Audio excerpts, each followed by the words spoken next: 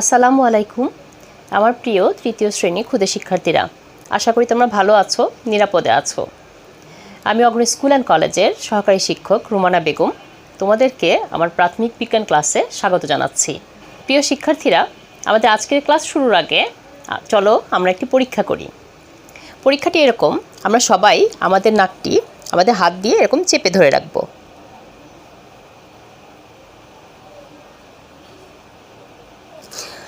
আর পারছি না, কিন্তু তোমরা কি পারছো? পারছো না, তাই না? কারণ আমরা শ্বাস প্রশ্বাসের সাথে বায়ু বা বাতাস গ্রহণ করি। এই বায়ু বা বাতাস ছাড়া আমরা কিন্তু বাঁচতে পারি না। তো আমাদের আজকের পাঠের বিষয় হচ্ছে বায়ু। তোমরা তোমাদের খাতা বের করো এবং খাতায় আজকের পাঠ শিরোনামটি লিখে নাও। আমাদের আজকের পাঠের বিষয় হচ্ছে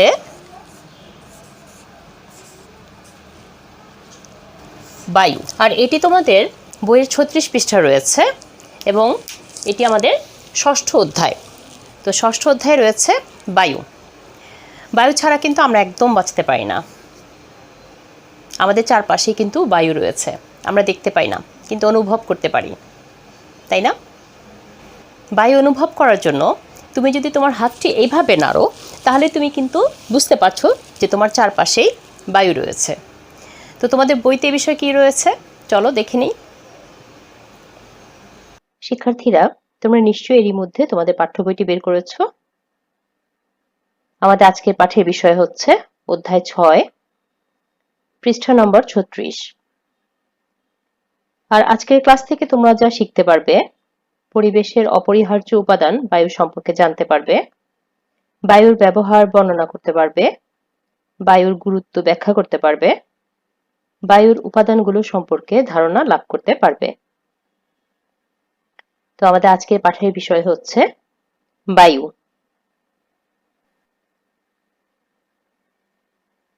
বায়ু কি? বায়ু পরিবেশের একটি উপাদান।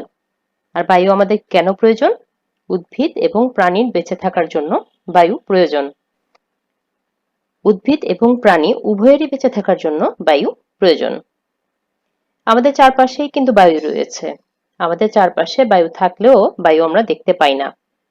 আমরা বায়ু দেখতে পাই না, কিন্তু বাতাসে ফুলানো ব্যাগ ছোড়াছুড়ি করে, চাপ দিয়ে এবং নেড়ে বায়ু যে আছে তা অনুভব করতে পারি।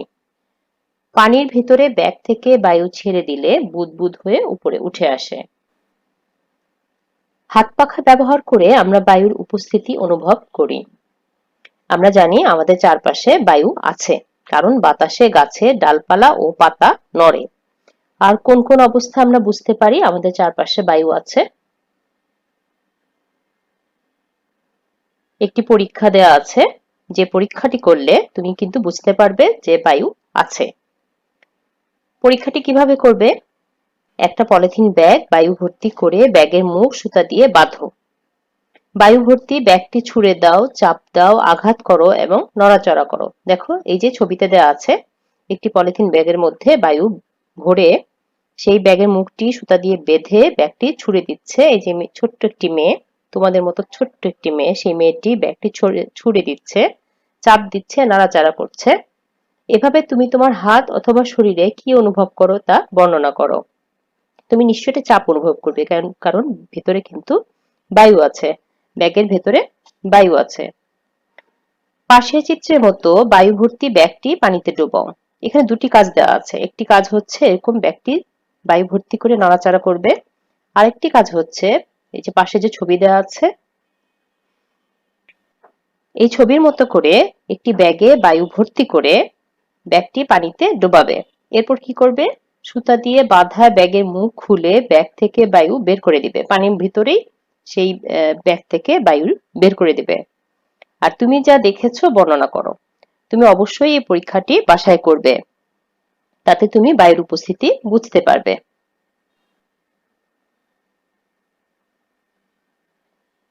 এরপর আমরা 37 পৃষ্ঠায় চলে যাচ্ছি। 37 পৃষ্ঠায় আছে বায়ুর গুরুত্ব। বায়ু কিন্তু খুবই গুরুত্বপূর্ণ। আর বায়ু কিন্তু সবখানেই আছে। উদ্ভিদ খাদ্য তৈরিতে বায়ু ব্যবহার করে। মানুষ সহ সকল প্রাণী ও উদ্ভিদ শ্বাসকার্যে বায়ু ব্যবহার করে। এভাবে জীবদের বেঁচে থাকার জন্য বায়ু খুবই প্রয়োজন। অর্থাৎ মানুষ সহ সকল প্রাণী এবং উদ্ভিদ সবারই কিন্তু বায়ু প্রয়োজন।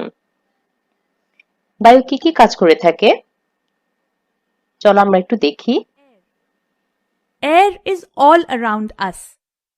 All living things need air to breathe. We cannot live without air. We cannot see air. We can feel it when it blows. Moving air is called wind. Take some small pieces of paper in your hands. Place your hands in front of a moving fan. What happened to the pieces of paper? The pieces of paper in your hands are blown away due to moving air. Air occupies space. Take a balloon. Blow air into it. The balloon becomes bigger and bigger when it is filled with air. This shows that air occupies space. We can fill air in a swimming tube, football, bicycle tube, etc. Air has weight. Take 2 empty balloons. Fill air into one of the balloons. Now weigh both the balloons. You will find that the balloon which is filled with air is heavier than the empty balloon. So we can say that air has weight. Air is needed for burning. Take 2 candles. Fix them on a table. Ask an elder to light both the candles. Now cover one of the candles with a glass tumbler. What happens? After some time, you will see that the candle covered by the tumbler goes off. Why? The candle covered with the tumbler could not get air to burn. A thing can keep burning only when it gets air. Uses of air. Air has many uses. Air helps in flying kites. It makes waves in the river or sea. It helps in sailing of a boat. It moves the fans of a windmill. Air helps clothes to dry. It helps helicopters and aeroplanes to fly in the sky. Unclean air. When harmful substances mix with the air, they unclean the air.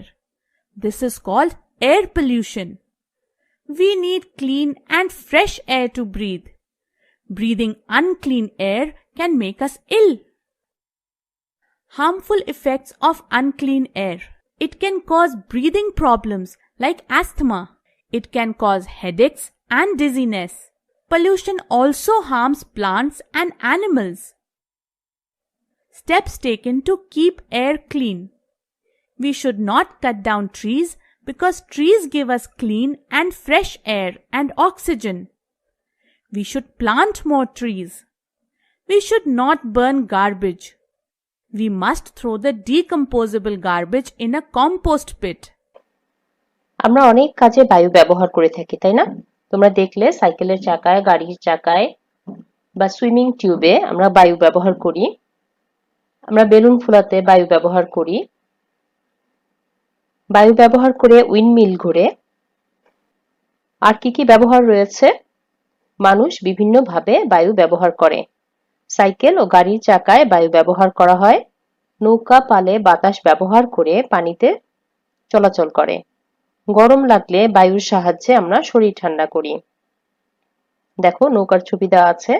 এই পালে বাতাস লাগলে নৌকা চালানো খুব সহজ হয়, মাঝির জন্য নৌকা চালানো খুব সহজ হয়। আর কি হয়, আমাদের যখন খুব বেশি গরম লাগে তখন কিন্তু আমরা বায়ুর সাহায্যে অর্থাৎ পাখা ঘুরিয়ে আমরা কিন্তু শরীর ঠান্ডা করি।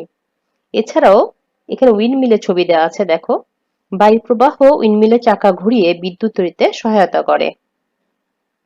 এখন আমরা 38 পৃষ্ঠায় পার্ট 2 এ চলে যাব। বায়ুর উপাদান। বায়ুর কি কি উপাদান আছে? একটি পরীক্ষা তোমার বইতে দেওয়া আছে। এই পরীক্ষাটি করলে তুমি অবশ্যই বায়ুর উপাদানগুলো বুঝতে পারবে।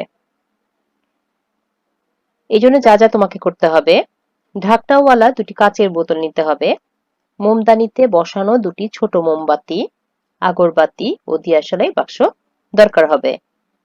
আর কি করতে হবে? প্রথমেই তোমাকে নিচে দেখানো ছকের মতো একটি ছক তৈরি করতে হবে। তুমি তোমার খাতায় এই ছকটি তৈরি করো। এভাবে একটি ছক তৈরি করার ফলে তুমি এই পরীক্ষাটি শেষ করে যে পরীক্ষার ফলাফলটি পাবে সেই ফলাফলটি এই ছকে লিখতে পারবে।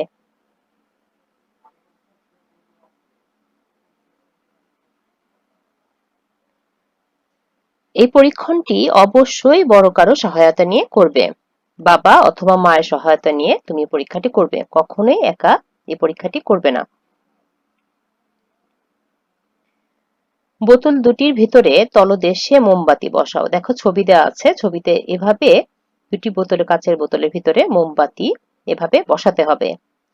এরপর তুমি মোমবাতি জ্বালাও, কিছু সময় জ্বলতে দাও। বোতল কয়ের মুখে ঢাকনা দাও। বোতল কয়ের মুখে ঢাকনা দেওয়া হয়েছে, বোতলটি বন্ধ হয়ে গেছে। আর বোতল ক্ষয়ের মুখ খোলা রাখবে। শিক্ষকের সহযোগিতায় একজন শিক্ষার্থী একটি আগরবাতি জ্বালিয়ে বোতল কয়ের মুখের উপরে খুব কাছে ধরো। যেহেতু শিক্ষক তোমার কাছে নেই, আম্মু বা আব্বু কাছে আছে, আব্বু আম্মু এই ব্যাপারে তোমাকে অবশ্যই হেল্প করবেন। আর একজন শিক্ষার্থী আরেকটি আগরবাতি জ্বালিয়ে বোতল ক্ষয়ের মুখের উপরে খুব কাছে ধরো। ছবিতে যেভাবে দেওয়া আছে ঠিক এইভাবেই ধরতে হবে।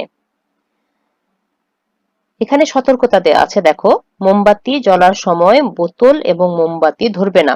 অবশ্যই এটা মনে রাখবে, মোমবাতি জ্বলার সময় বোতল এবং মোমবাতি ধরবে না। বোতল দুটির মধ্যে মোমবাতির জ্বলা এবং ধোঁয়া কোন দিকে যায় লক্ষ্য করো। আর তুমি যা দেখলে ছকে লিখো।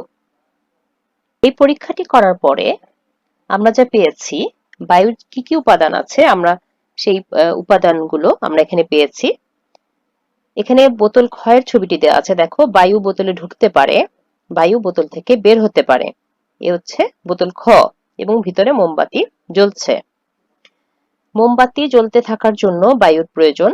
খোলা মুখের বোতলে মোমবাতি জ্বলতে থাকে কারণ এতে বায়ু ঢুকতে পারে।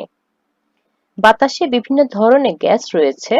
বায়ুতে থাকা অক্সিজেন গ্যাস কোনো কিছু জ্বলতে সাহায্য করে।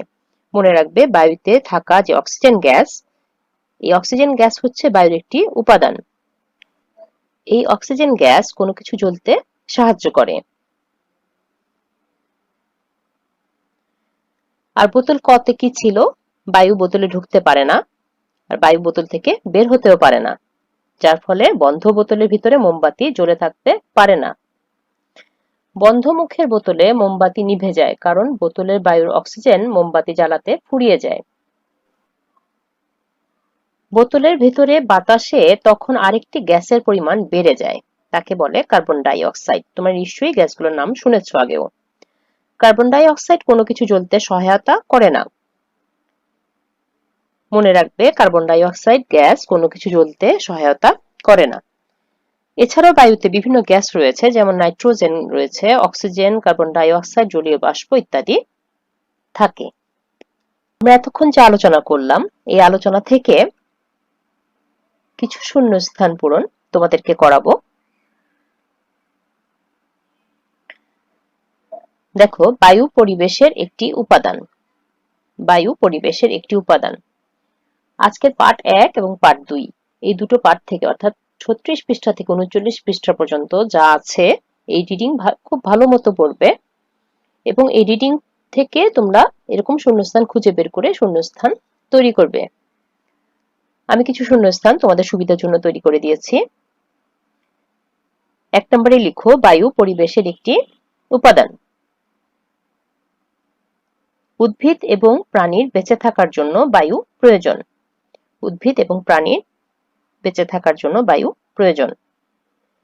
আমরা বায়ু দেখতে পাই না।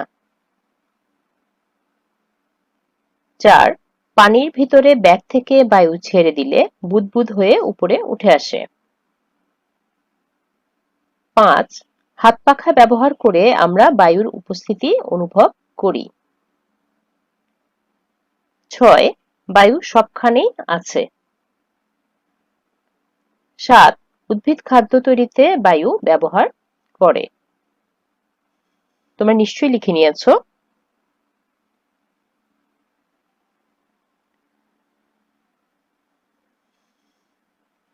8 নম্বরে আছে, মানুষ সহ সকল প্রাণী ও উদ্ভিদ শ্বাসকার্যে বায়ু ব্যবহার করে।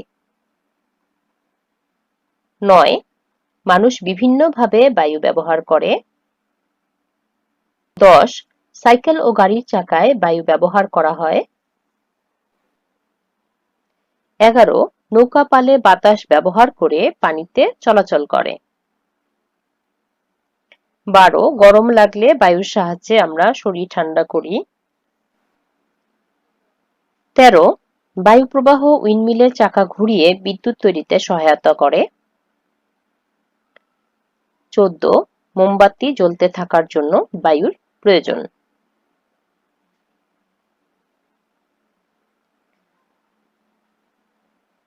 15 বাতাসে বিভিন্ন ধরনের গ্যাস রয়েছে। 16 বায়ুতে থাকা অক্সিজেন গ্যাস কোনো কিছু জ্বলতে সাহায্য করে। 17 কার্বন ডাই অক্সাইড কোনো কিছু জ্বলতে সহায়তা করে না। 18 আমাদের চারপাশে বায়ু থাকলেও বায়ু আমরা দেখতে পাই না। তোমরা এভাবে প্রতিটি অধ্যায় থেকে রিডিং পড়ে শূন্যস্থান নিজেরা তৈরি করে নেবে। আমাদের কিন্তু সঠিক উত্তরও লিখতে হয়। সঠিক উত্তরগুলো তোমরা যদি লিখতে চাও তাহলে অবশ্যই তোমাকে প্রতিটি অধ্যায় খুব ভালোভাবে রিডিং পড়তে হবে। এক কথায় উত্তর। বায়ু কি? ঝটপট লিখে নাও। বায়ু পরিবেশের একটি উপাদান। বায়ু আমরা দেখতে পাই না, তবে এর উপস্থিতি অনুভব করতে পারি। আমরা আজকের ক্লাস থেকে শিখেছি, তাই না? বায়ু আমাদের প্রয়োজন কেন, অথবা জীবদের বায়ু প্রয়োজন কেন? তুমি উত্তরে লিখতে পারো, বেঁচে থাকার জন্য আমাদের জীবদের বায়ু প্রয়োজন। বায়ুতে থাকা অক্সিজেন গ্রহণ করে আমরা বেঁচে থাকি। এভাবেই যে উত্তর লিখতে হবে তা কিন্তু নয়, তুমি তোমার মতো করেও উত্তর লিখতে পারো।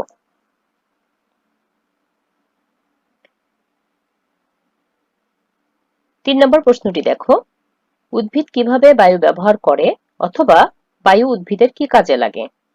যেভাবেই আসুক উত্তরটি এভাবে লিখতে পারো, উদ্ভিদ শ্বাসকার্যে বায়ু ব্যবহার করে। এছাড়াও উদ্ভিদের নিজের খাদ্য তৈরিতে বায়ুর কার্বন ডাই অক্সাইড প্রয়োজন। 4 নম্বর, মানুষ কিভাবে বায়ু ব্যবহার করে? মানুষ বিভিন্ন ভাবে বায়ু ব্যবহার করে। সাইকেল ও গাড়ির চাকায়, নৌকার পালে বায়ু ব্যবহার করে, গরম লাগলে বায়ুর সাহায্যে শরীর ঠান্ডা করে এবং বায়ু প্রবাহকে কাজে লাগিয়ে বিদ্যুৎ উৎপাদন করে। তোমরা নিশ্চয়ই লিখে নিচ্ছ। 5 অক্সিজেন কি, অথবা বায়ুর কোন উপাদানটি কোনো কিছু জ্বলতে সহায়তা করে? অক্সিজেন এক ধরনের গ্যাস যা বায়ুর একটি উপাদান। এটি কোনো কিছু জ্বলতে সহায়তা করে। আর কার্বন ডাই অক্সাইড কি, অথবা বায়ুর কোন উপাদানটি কোনো কিছু জ্বলতে সহায়তা করে না? উত্তরে হবে কার্বন ডাই অক্সাইড এক ধরনের গ্যাস যা বায়ুর একটি উপাদান। এটি কোনো কিছু জ্বলতে সহায়তা করে না।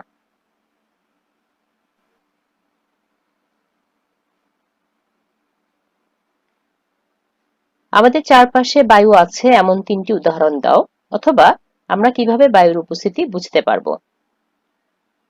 উত্তরটি হবে, আমাদের চারপাশে সবখানেই বায়ু আছে। বায়ু আমরা দেখতে পাই না, শুধু অনুভব করতে পারি। আমরা হাত পাখা ব্যবহার করে গাছের ডালপালা ও পাতা নড়া দেখে, বাতাসে ফুলানো ব্যাগ ছোড়াছুড়ি করে, চাপ দিয়ে এবং নেড়ে বায়ুর উপস্থিতি বুঝতে পারবো।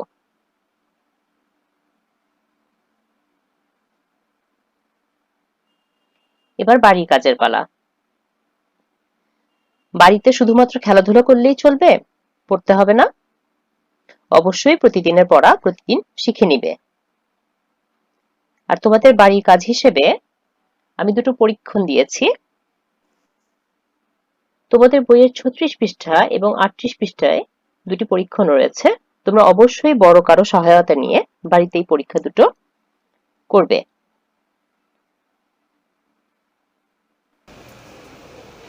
প্রিয় শিক্ষার্থীরা, আমরা আজকের ক্লাসে পার্ট 1 ও পার্ট 2 নিয়ে আলোচনা করেছি। পরবর্তী ক্লাসে ইনশাল্লাহ বায়ু অধ্যায়টির পার্ট 3 ও পার্ট 4 নিয়ে আলোচনা করব এবং অনুশীলনী সমাধান করব। তো পরবর্তী ক্লাসে আবারও দেখা হচ্ছে। তোমরা ততদিন পর্যন্ত ভালো থেকো, সুস্থ থেকো, নিরাপদে থেকো। আল্লাহ হাফেজ।